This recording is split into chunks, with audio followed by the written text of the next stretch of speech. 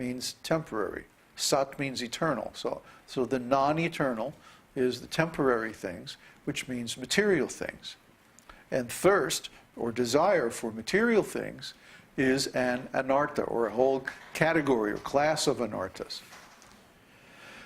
We should not have desire for material things. Material things come automatically by our karma, or by our qualification. So there's no need to desire them, because what we desire and what we get are two different things. What we desire is what we may imagine. But what we actually get is the results of our karma. And that's going to come automatically.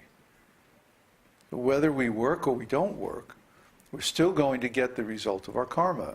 And the results of our work are what we're going to get in our next life, karma. So try to understand, there's no way really that you can go out and say, okay, I want this. And then by working, you may get it.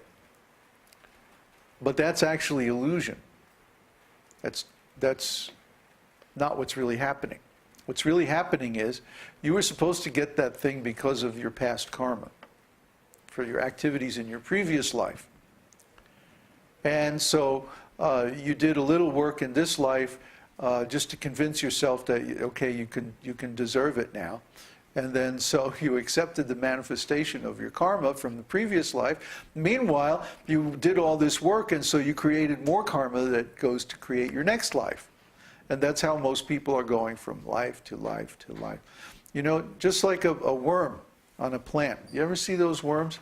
They sit on the branch or a leaf or something, and then they look around until they find another leaf, and then they transfer one end to that leaf, and then they move the other end over to the new leaf, like a plant worm. That's how we create our life, our next life. We're fixed in this lifetime, but by our work, we're creating the next lifetime. The results that we get in this lifetime are not exactly due to our activities in this life, but due to our activities in the previous life. And similarly, the results that we get in the next life are due to our activities in this life. So don't be confused. What you get in this life is not due to the work you're doing now. It's due to the work you already did in your previous life. And the work you're doing now is preparing your next life. So if you want to live in the spiritual world in your next life, you have to do spiritual activities now. Not at the end of your life, not maybe next lifetime, or whatever. You have to do it now.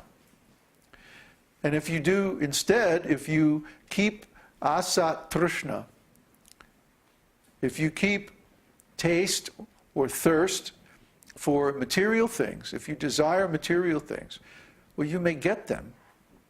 But in the process, you're going to create another material birth in your next life. So be very careful to avoid this class of anarthas. The next class is called aparad. Aparad means offenses. And there, of course, there are 10 offenses against the holy name.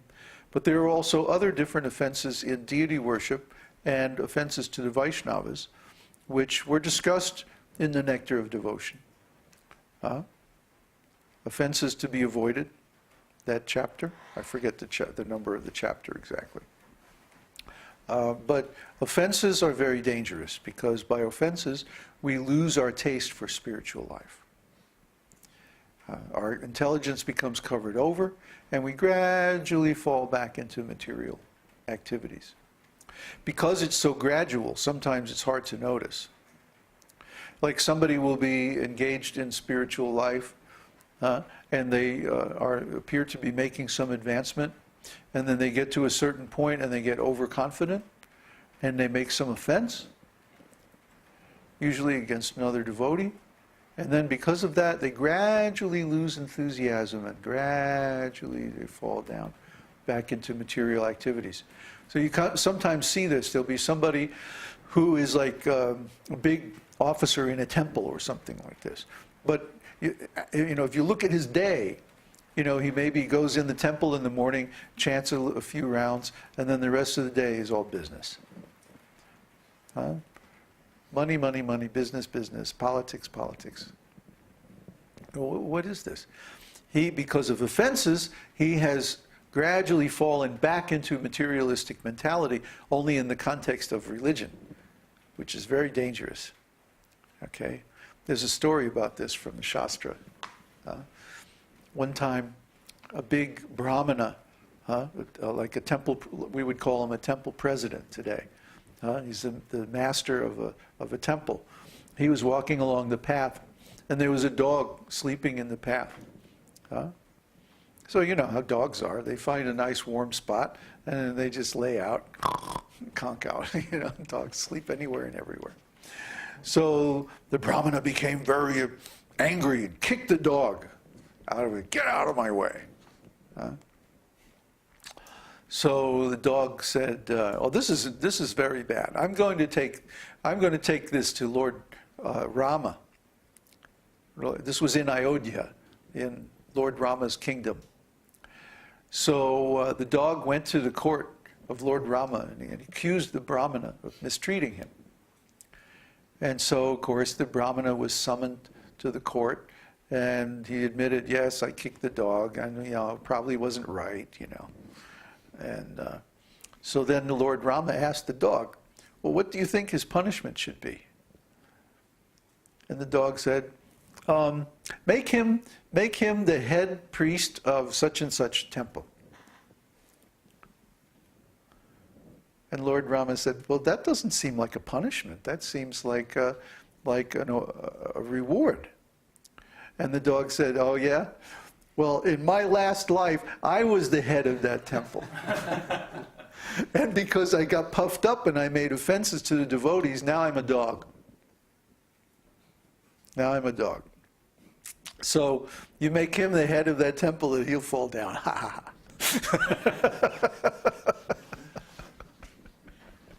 So you see, this is the danger of taking some big post or big power, in a very opulent spiritual society, that one can again become engaged in material activities. I mean, we know a lot of our God brothers got like this. They got into the whole money thing and the whole competition for disciples and all of that. And pretty soon they're like, jet setting all over the world and going to going to GBC meetings in resorts, at big hotels, and spending a lot of money, and what's the point? Building big temples with $1 million budgets and like this, and oh geez, $500,000 disappeared into my personal bank account. How did that happen? And then they spend it on traveling and opulence. What is this? This is asat trishna. This is precisely the thirst for material things. So be very careful of this anartha. And finally, hridaya daurbalya. Hridaya means of the heart. And daurbalya means weakness. Bal means strength. Balya means someone who's strong. But dur means difficult or hard. So this could be translated either weakness of heart or hardness of heart. Either way, it has the same effect. If one's heart becomes hard, then what's the question of love? What's the question? You cannot love if our heart is made of stone, stone-hearted, hard-hearted. It's not possible to love. Little children can love easily because their heart's still soft. They haven't had so many bad experiences in life. And so they naturally tend to love. But then when people grow up and they become cynical and maybe they have some bad experiences in life, and their heart becomes hard. And so they don't trust easily, they're not affectionate, they become hard-hearted. Well, a hard-hearted person can't really engage in devotional service, because if you can't love Krishna, who can you love? Krishna is the most lovable, most attractive, cutest, most affectionate, most loving, most merciful person. If you can't love Krishna, then forget it. But the thing is, love doesn't turn on and off like a faucet, So if you can't love in people around you in this material world, then how are you going to love Krishna? Huh? That when we go in the temple, then all of a sudden we turn it on and, oh, I love you. And then we come out of the temple and turn it off. And then, where's my money?